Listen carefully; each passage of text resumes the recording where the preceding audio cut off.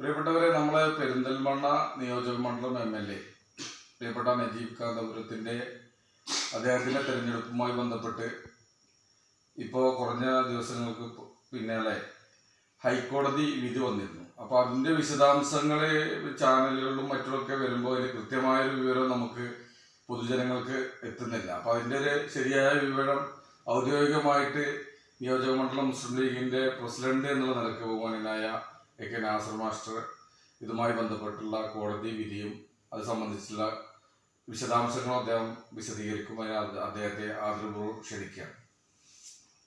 ബഹുമാനായ MLA നജീബ് സാഹിബ് അദ്ദേഹത്തിൻ്റെ result വന്ന ഉടനെ തന്നെ കൗണ്ടിങ്ങിൻ്റെ ലാസ്റ്റ് വേളയിൽ 179 ബൂത്താണെന്ന് പെരിന്തൽമണ്ണ മണ്ഡലത്തിലുള്ളത്.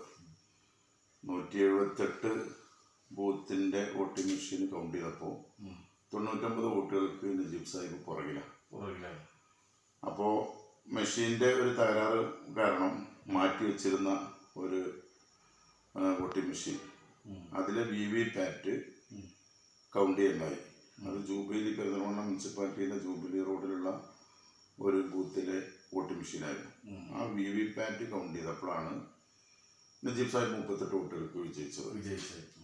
അപ്പോൾ കൗണ്ടിങ് സമയത്ത് അത് അസാധുവാണ്, എണ്ണാൻ കഴിയില്ല എന്ന് പറഞ്ഞ് എല്ലാ വിഭാഗം രാഷ്ട്രീയ പാർട്ടികളുടെയും കൗണ്ടിങ് ഏജന്റുമാർ സമ്മതിച്ച് മാറ്റിവെച്ച 348 വോട്ടുകളുണ്ടായിരുന്നു. ഈ പരാജയം ഇങ്ങനെ വന്നപ്പോൾ അത് എണ്ണണം എന്നാവശ്യപ്പെടുകയും അത് എണ്ണാൻ അന്ന് വിമുഖത കാണിച്ച, അതായത് ആ കാര്യത്തിൽ ഒരു സംശയവും ആർക്കുമില്ലാത്ത രൂപത്തിൽ മാറ്റിവെച്ച വോട്ടുകളായതുകൊണ്ട് എണ്ണാൻ തയ്യാറായില്ല. അവിടെ ഉണ്ടായിരുന്ന മറ്റ് പോസ്റ്റൽ വോട്ടുകൾ, ബാലറ്റ് വോട്ടുകൾ റാൻഡം ചെക്ക് ചെയ്ത് അത് ഉറപ്പുവരുത്തിയതിനു ശേഷം ഫൈനലായിട്ട് റിസൾട്ട് പ്രഖ്യാപിക്കുകയാണ് ചെയ്തത്. 38 വോട്ടിന് വിജയിച്ചതായിട്ട്. അപ്പോൾ അദ്ദേഹത്തിൻ്റെ എതിർ സ്ഥാനാർത്ഥിയായിരുന്ന KP മുസ്തഫ അദ്ദേഹത്തിന് ഇതെണ്ണാണെങ്കിൽ വിജയിക്കാൻ സാധ്യതയുണ്ട് എന്ന് പറഞ്ഞിട്ട് ഹൈക്കോടതിയെ സമീപിക്കുകയാണ് ചെയ്തത്. അങ്ങനെ ഹൈക്കോടതിയെ സമീപിച്ച് അതിൻ്റെ വിവിധ ഘട്ടങ്ങളിലുള്ള വാദങ്ങളും പ്രതിവാദങ്ങളും ഒക്കെ നടന്ന് ഏകദേശം 3 വർഷത്തിന് ശേഷമാണ് ഇപ്പോൾ ആ കേസ് തള്ളിക്കൊണ്ട് കഴിഞ്ഞ ദിവസം സിംഗിൾ ബെഞ്ചിൻ്റെ വിധി വന്നത്. അപ്പോൾ അതിനിടക്ക് ഈ ബാലറ്റ് ബോക്സുകൾ വെച്ചിരുന്ന സ്ഥലം പെരിന്തൽമണ്ണ ട്രഷറി ആയിരുന്നു. ആ ട്രഷറിയിൽ നിന്നത് നഷ്ടപ്പെട്ടു പോയി മലപ്പുറത്ത് കലക്ട്രേറ്റിനകത്തുള്ള രജിസ്ട്രാർ ഓഫീസിൽ എത്തിപ്പെടുകയും അവിടെ വെച്ചിട്ട് അത് ഓപ്പണായി അതിലുണ്ടായിരുന്ന ബാലറ്റ് പേപ്പറുകളൊക്കെ കുറേ നഷ്ടപ്പെടുകയൊക്കെ ചെയ്തിട്ടുള്ള ഒരുപാട് ഇഷ്യൂസൊക്കെ ഇതിൻ്റെ ഇടയ്ക്ക് ഉണ്ടാകുകയുണ്ടായി. അപ്പോൾ ഇത് കോവിഡ് കാലഘട്ടമായതിനാൽ സ്പെഷ്യൽ ബാലറ്റ് ആയിരുന്നു ഇത് വഴി ഈ വോട്ടിന് ഉപയോഗിച്ചിരുന്നത്. സാധാരണഗതിയിൽ വോട്ടിംഗ് മെഷീനാണല്ലോ. 80 വയസ്സായ ആളുകൾക്കും അതുപോലെ തന്നെ ഈ കോവിഡ് ബാധിച്ച ആളുകൾക്കും വേണ്ടിയിട്ടുള്ള സ്പെഷ്യൽ ബാലറ്റ് പേപ്പറിലൂടെയാണ് ഈ വോട്ടിംഗ് നടത്തിയിരുന്നത്. അപ്പോൾ ആ വോട്ട് സ്വാഭാവികമായിട്ടും അതിൽ സംശയം പ്രകടിപ്പിച്ച് അതിനെതിരെയാണ് കേസ് കൊടുത്തത്. പക്ഷേ 348 വോട്ടുകളും അത് ആ ബാലറ്റ് പേപ്പർ ഇട്ടിരുന്ന കവറിൽ നിന്ന് പൊട്ടിക്കുകയോ അതാരും കാണുകയോ ഒന്നും ചെയ്തിട്ടില്ല. അത് ആ കവർ ഇട്ടിരുന്ന ഒരു കവറുണ്ട്. ആ കവറിൽ ഡിക്ലറേഷൻ ഫോമും മറ്റുമൊക്കെ ഉണ്ടാവും. ആ ഡിക്ലറേഷൻ ഫോം തന്നെ പൂർണ്ണമല്ലാത്തത് കൊണ്ടാണ് ഇത് മാറ്റിവെച്ചത്. അപ്പോൾ അങ്ങനെ അത് എണ്ണിക്കഴിഞ്ഞാൽ എനിക്ക് ജയിക്കാനുള്ള സാധ്യത ഉണ്ട് എന്ന് പറഞ്ഞിട്ടാണ് കോടതിയെ സമീപിച്ചത്. കോടതി ഇത് പരിശോധിച്ചു. അത് പരിശോധിച്ച് നോക്കുമ്പോൾ ഈ ഡിക്ലറേഷനും കാര്യങ്ങളും പരിശോധിച്ച് നോക്കുമ്പോൾ ആകെ 348 നിന്ന് 32 മാത്രമാണ് സാധുവായിട്ടുള്ളത്. എണ്ണാൻ പറ്റുന്നത് 32 സാധുവായത്.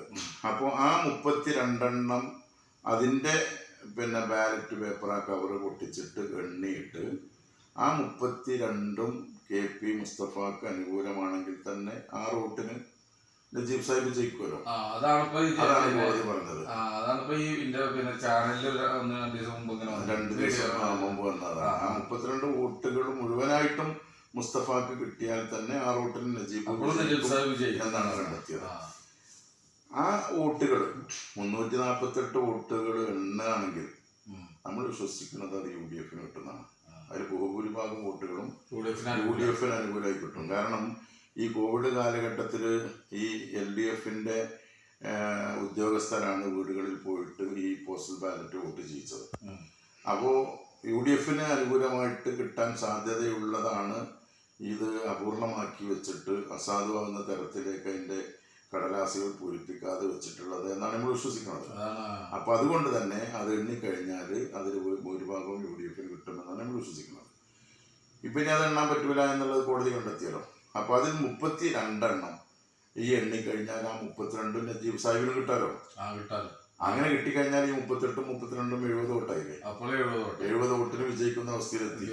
ഇനി ഇത് പകുതിയും ഈ 32-ൽ 16 മുസ്തഫാക്കും 16 നജീബിനാണെങ്കിൽ എപ്പോഴും 38 വോട്ടിന്റെ വിജയം അപ്പോഴും ഉണ്ടാവും. അപ്പൊ ഇതിലെ ഏറ്റക്കുറച്ചിലുകൾക്ക് അനുസരിച്ച് നജീബ് സാഹിബിന് വോട്ട് കൂടുകയോ കുറയുകയോ ചെയ്യാം.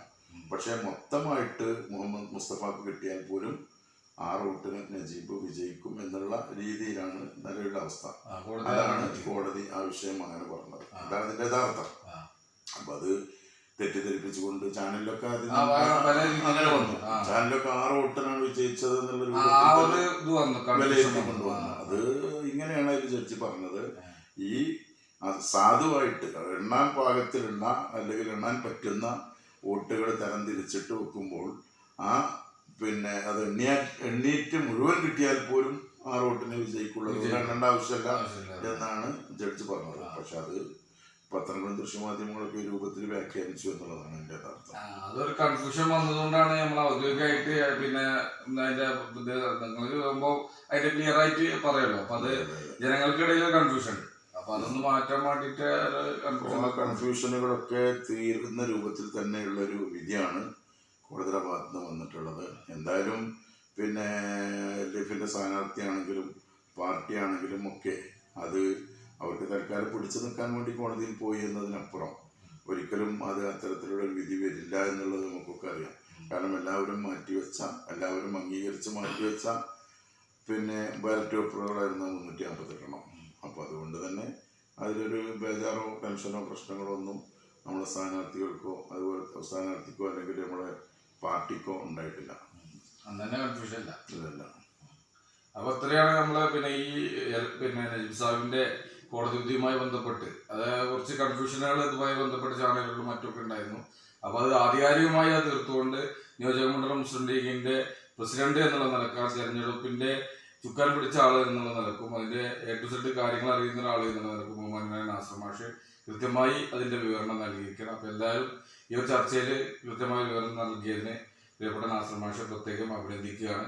അപ്പോൾ അത് ഈ വീഡിയോ നമ്മളോട് വൈകിപ്പിക്കുകയാണ്. അപ്പോൾ ഈ വിഷയം കൃത്യമായി എല്ലാവർക്കും മനസ്സിലാകുന്ന രൂപത്തിൽ പ്രിയപ്പെട്ട നാസർ മാഷ് അവതരിപ്പിച്ചു എന്ന് പ്രതീക്ഷിക്കുകയാണ്. അപ്പോൾ എല്ലാവർക്കും നല്ലൊരു ദിനം ആശംസിച്ചുകൊണ്ട് ഇന്നത്തെ ഈ വീഡിയോ അവസാനിപ്പിക്കുന്നു. എല്ലാവർക്കും 1000 അഭിനന്ദനങ്ങൾ നേരുന്നു. ജയ് UDF.